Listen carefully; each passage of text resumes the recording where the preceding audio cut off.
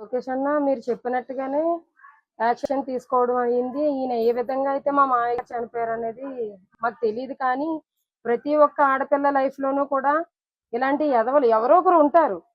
అలాంటప్పుడు వాళ్ళందరికీ కూడా ఎదురెళ్ళాలని నేను కోరుకుంటున్నాను. ఎందుకంటే సార్ అదే టైంలో మా మామయ్య గారు చేసిన టైంలోనే పిఠాపురంలో ఒక అమ్మాయిని రేప్ చేయడం వల్ల అమ్మాయి చనిపోయింది. కానీ ఆయన వెలుగులోకి రాలేదు.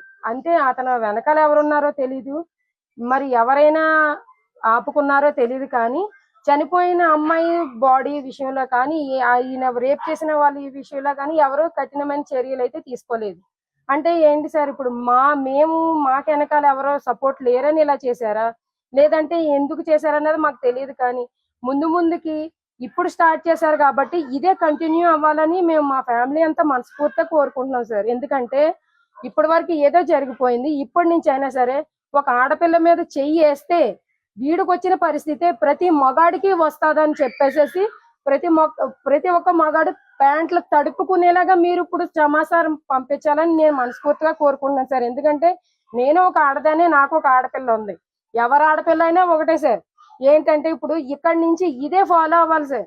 ఏ ఆడపిల్ల అయినా సరే సార్ కాళ్ళు ఎత్తుకొని తిరిగే మగాడి కన్నా ఎక్కువ అని చెప్పి చూపించుకొని మేము ధైర్యంగా ముందుకెళ్లే సహాయాన్ని మాకు దయచేసి మా విన్నపాన్ని మీరు ఒక్కసారి ఆలకిస్తారని చెప్పేసి మేము ఈ మీడియా వరకు వచ్చాం సార్.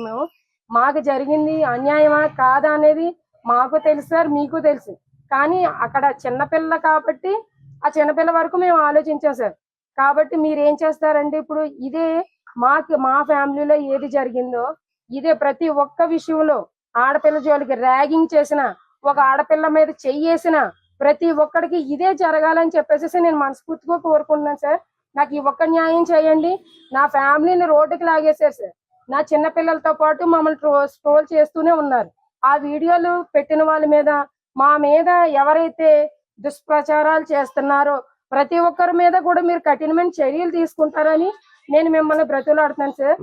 ఒకవేళ మేము ఏమైనా తప్పు మాట్లాడుంటే మీ అంత స్థాయిగా సార్, మీకన్నా చాలా మీ కింద స్థాయి వాళ్ళు మాకు సరిగా రాకపోయినా సరే మమ్మల్ని తప్పులు ఒప్పులుంటే క్షమించండి.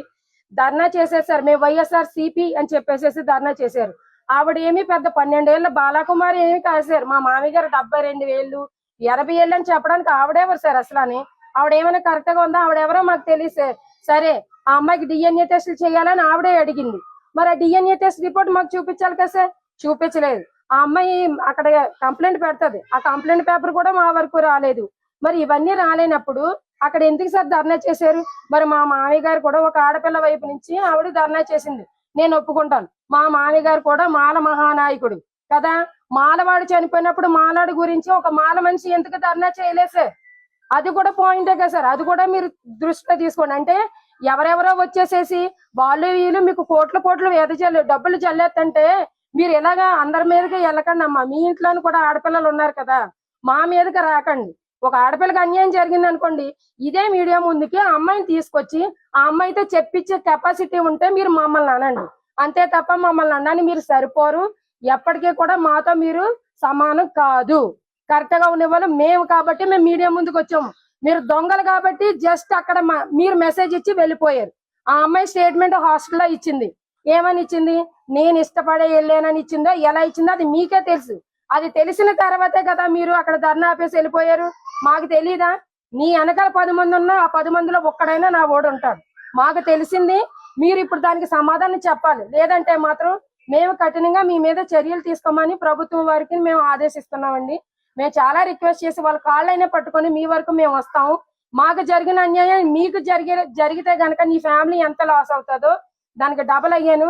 నా ఇంట్లో పెద్ద దిక్కులు లేకుండా చేశారు మీ వైఎస్ఆర్ సిపి వాళ్ళు. నేను అంగీకరించనండి.